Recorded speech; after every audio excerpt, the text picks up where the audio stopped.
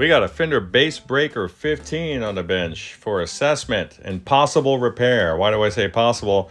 Well, because I've seen one of these before. And it certainly puts the architecture of the PV Classic 30 to shame with respect to complexity.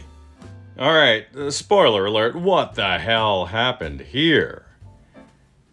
I've never seen this happen before. Take a look.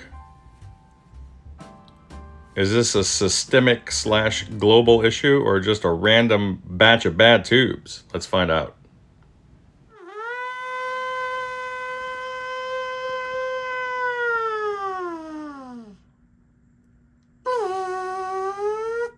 All right, guys, welcome back. We have a flashing pilot lamp on top of this Fender Bassbreaker 15 telling me that you need to switch it into play mode, dummy. So let's do that. I've got a signal present at the input. We're looking at a sweep up to 1K, about 350 millivolts or so, maybe 400, but who's counting? Let's flip her off and see if we can hear anything.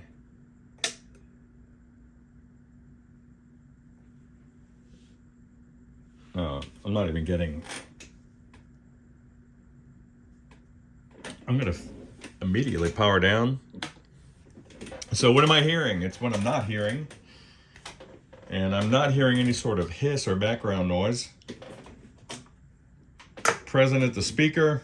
Instead, what I am hearing is that high-pitched sound of my signal generator through the output transformer.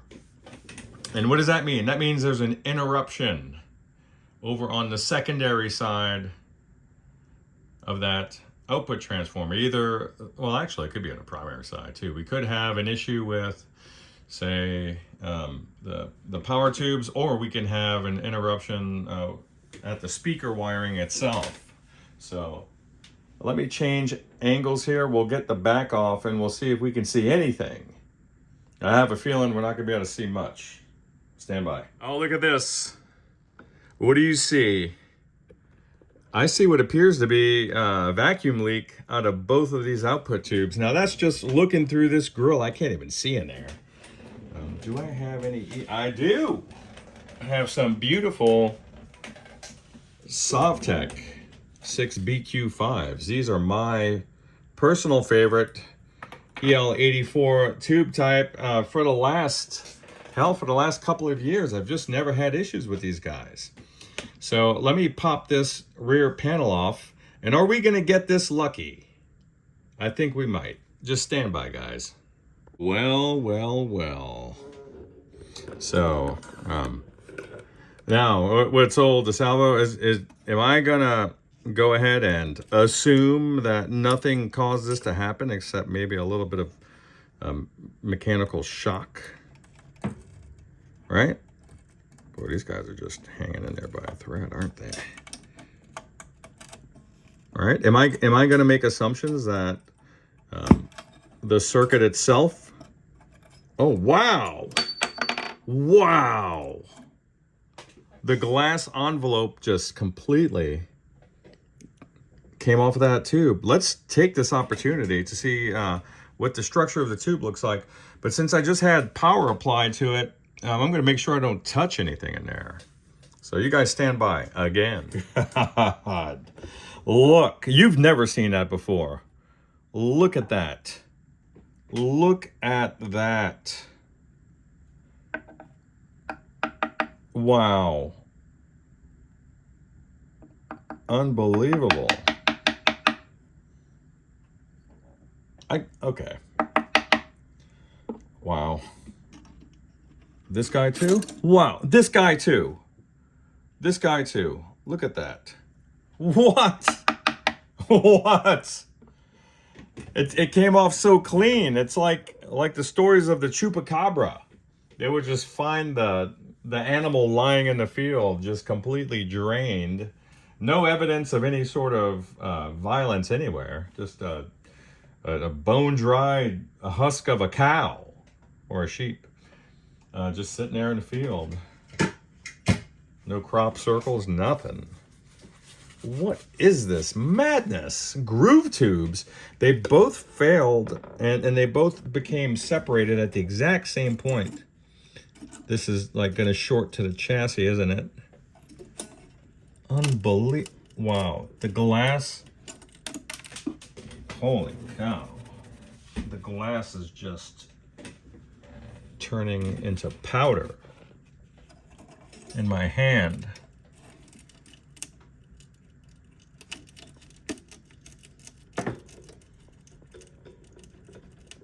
I'm gonna do this outside, you guys. Hang on.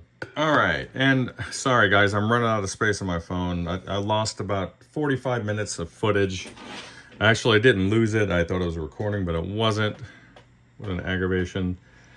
So, she's holding steady. That's the bottom line. I did find that the impedance selector was somewhere between the 4 and the 8 ohm position, sort of an in-between place. I'm not certain if that contributed to the demise of these tubes, but that's not a good place for that to be. Just make sure she's sitting right there on 8 ohms. You had some contamination in your effects loop jacks. That's taken care of. Also, the pots were incredibly noisy, and the power select was incredibly noisy as well. Just touching it right here would elicit some cracks and pops. But that's all clean now, and same thing with the master volume here. Okay, so we'll get her turned around for a sound check, and that'll be that.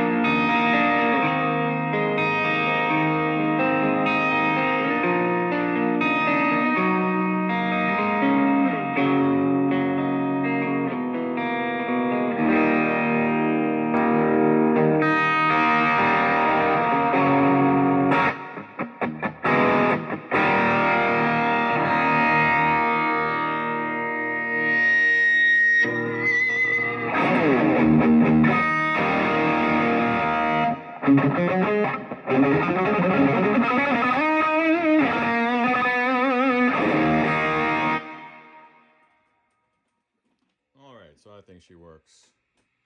Really cool amp. I do like them. And sorry for that slop, you guys. This is my finger. Look at it. Oh, it's decrepit.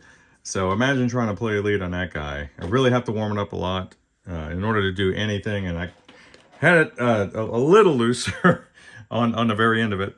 But there you go. Your amp is good to go, Ashish. Let us connect. And I'll probably bring it with me, and I'll meet you later, maybe. Bye-bye.